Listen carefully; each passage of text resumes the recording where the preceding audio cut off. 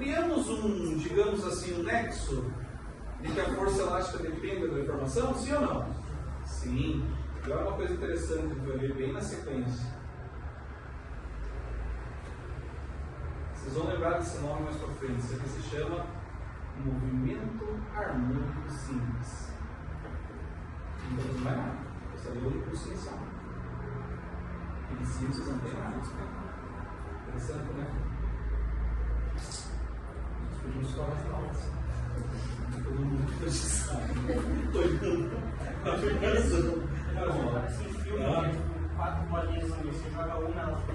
Pêndulo de Newton.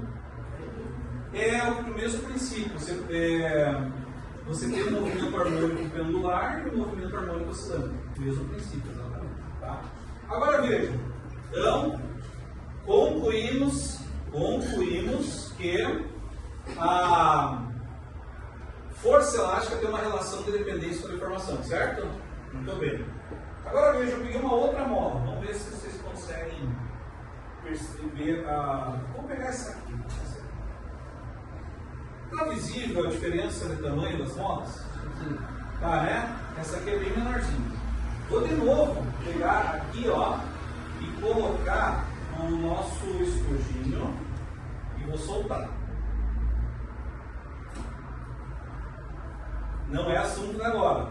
Você percebeu que ele está vibrando? Tem diferença do estojo ou não? Está mais rápido ou mais devagar? Ah, vamos ver por quê. Agora eu vou pegar e vou colocar essa molinha menor. Será que vai deformar a mesma coisa? Deformou mais ou não? Muito mais. Vamos ver se faz a versão. Vibrando, mas esse é outro assunto. Eu preciso falar agora, eu gostei. Tá bom, ó. Eu não uso mais nada, estão percebendo, não tá parada, né? Então, esse movimento oscilante é nada mais nada menos que conservação do vídeo. Vamos ver se tá. Muito bem, então, agora sem fazer oscilação, eu acho que ficou bem, mas bem claro que deformou mais essa mola. Qual é o motivo que o mesmo estojo deformou mais em uma mola do que em outra? Isso, as características de uma mola é diferente da outra. Por exemplo, aqui eu não tenho a certeza, mas eu acho que é o mesmo material, porque é do mesmo kitzinho de mola. Então acredito ser do mesmo material. O que muda é que essa aqui, ela tem uma espessura maior do que essa aqui, e isso conta bastante na força elástica, como a gente vai fazer a definição aqui. É mais ou menos isso. Por mais que seja também de alumínio, o segundo objeto, vou pegar uma latinha de refrigerante e vou amassar. A gente amassa com facilidade uma latinha de refrigerante? Muita facilidade. Eu consigo amassar com a mesma facilidade qualquer lata de alumínio? Não, porque se ela for mais grossa, eu vou necessitar menor. Então, de suspensão do carro. Suspensão para quê? Isso. É, para suspensão do carro. Se você vê a mola de suspensão num carro, por exemplo, uma caminhonete, e num carrinho popular pequeno, a diferença da espessura do tamanho da mola é gritante, né? Visual. Por quê? Por causa disso que eu acabei de mostrar com as molas. As molas, elas têm diferença na sua espessura que vão fazer, vão ter total importância na força elástica da mola, tá? Então, o que acontece aqui é o seguinte, ó. A força elástica, né? Então, ela é uma força que se opõe à força deformadora. Quem é a força deformadora? É a força que estica ou que comprime a mola. Tudo bem? No nosso caso, como a gente está usando objetos pendurados, quem é essa força deformadora? O peso dos objetos que eu escolhi, do estojinho, do estojo maior, tá? Muito bem. E ela tem por definição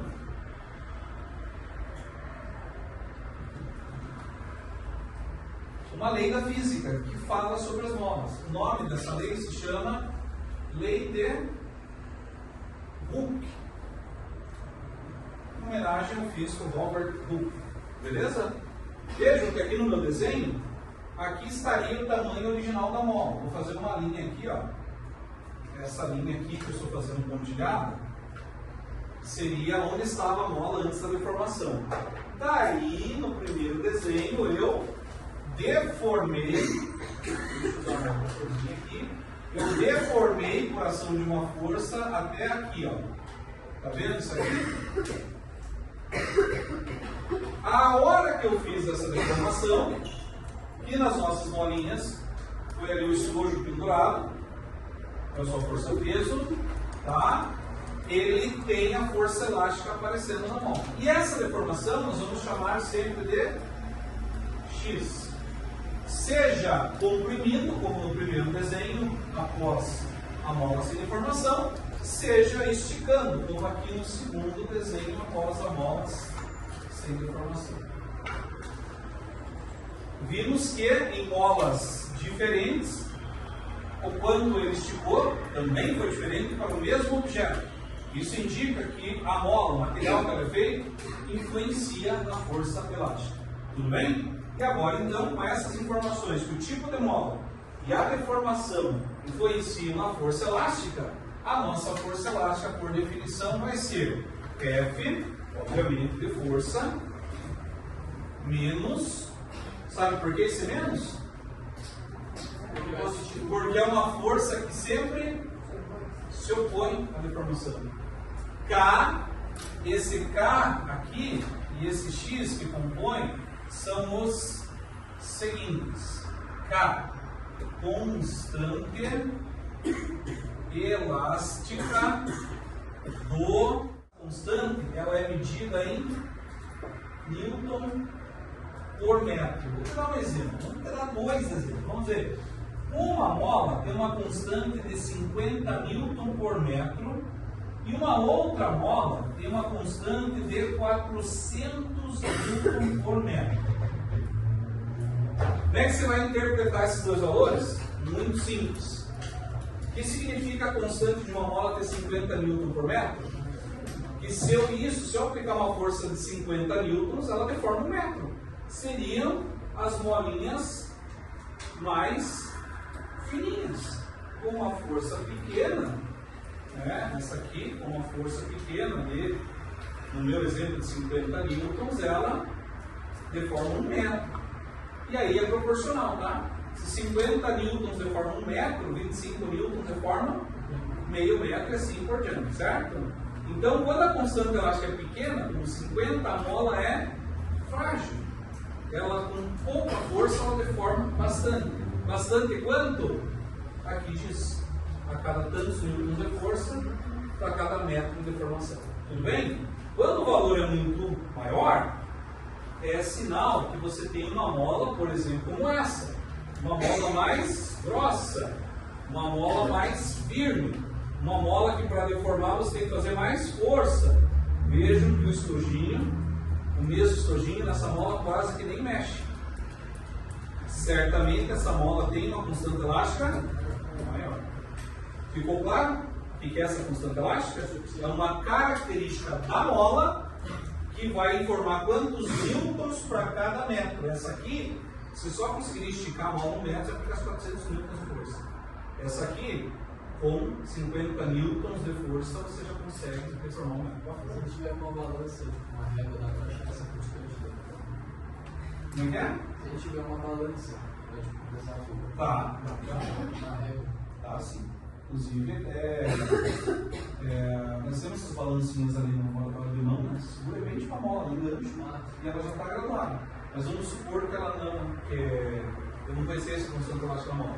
Eu pego aquela balancinha que está graduada, a mola estica em um conteúdo vai dizer quantos quilos, você sabe quanto o peso, calcula a constante toda a informação. Tranquilo. Os elásticos variam. Sim. Sim, eles têm que ter uma constante elástica boa, né? Porque, veja só, além do nosso peso, além do nosso peso, tem aceleração. Com a aceleração, a hora que a gente estiver caindo e o bungee jump começar a esticar, nós vamos oferecer uma força bem maior para o nosso peso. Por quê? Pela aceleração de queda que nós temos. Então eles têm que estar preparados para isso. E eles têm que ser grande, o comprimento grande, porque se for muito curto, vai dar um tranco muito grande em você, sei lá, podem sofrer lesões. Então tem que ser cumprido para começar a esticar, deformar com segurança até que você volte. E aí o bungee jump. Você tem que calcular a tração junto? Hã? Tem que calcular a tração junto? Não dá para calcular, mas Aí quando você vai tipo, chegar no elemento elástico, não parar. é isso. Na hora que você parar, a força elástica é a própria tração. Porque igual isso. Quando é a força elástica? É a força que tensionou aquele material. A diferença é que a força elástica ela tensiona deformando. A tração você pode calcular numa corda, mesmo que ela seja deformável. Ela se estica a corda que ela não sai do lugar ali. É um material rígido, mas tem tração. Entendeu a ideia? Tudo bem? Então beleza.